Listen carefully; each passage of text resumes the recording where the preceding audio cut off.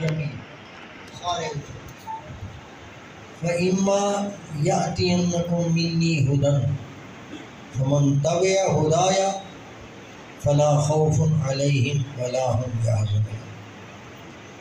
تم سب اترو، پھر میری طرف سے زندگی گزارنے کا دستور العمل آئے گا، میری طرف سے پیغام آئیں گے، ہدایت آئے گی، اس ہدایت کی پیروی کرتے ہوئے جو شخص میرے پاس آئے گا اس کو یہ کرے، اس کو دنیا میں بھی امن رہنا ملے گا، خوف سے نجات ملے گی، غم سے بھی نجات ملے گی۔ خوف اور غم یہ دو لفظ ہیں۔ خوف مستقبل سے ہوتا ہے، کوئی ایسا نادیدہ تعصب دل پر قائم ہو جاتا ہے کہ جس سے آدمی کو ڈر لگتا ہے، چاہے وہ اس کے اپنے کسی عمل کی وجہ سے ہو یا ویسے بندے کے خوف طاری ہو جائے، وہ مستقبل کا ہوتا ہے، مستقبل کے اندیشے کو خوف ہے۔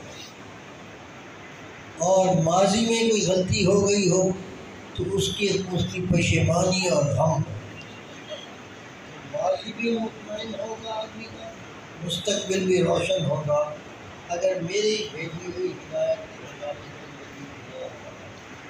اور وہ ہدایت کیسے ملے گی؟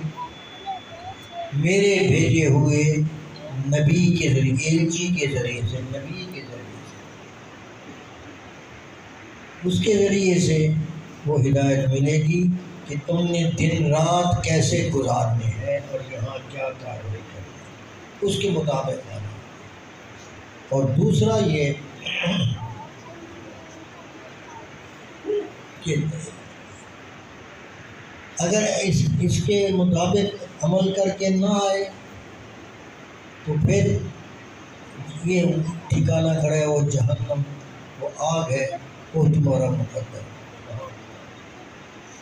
گویا ہم زندگی میں یہاں اس دنیا میں آئے ہیں اس شرط کے ساتھ کہ نبی کے طریقے پر چلیں گے، اور جنت ہمارا گھر ہے، ہم نے وہاں جانا ہے۔ یہ گھر ہمارا نہیں، یہاں ہم مسافر ہیں، یہاں ہم مسافر ہیں۔ حضرت آدم بھی مسافر تھے، ہم بھی مسافر ہیں، اور ہم نے اگر روشن مستقبل پانا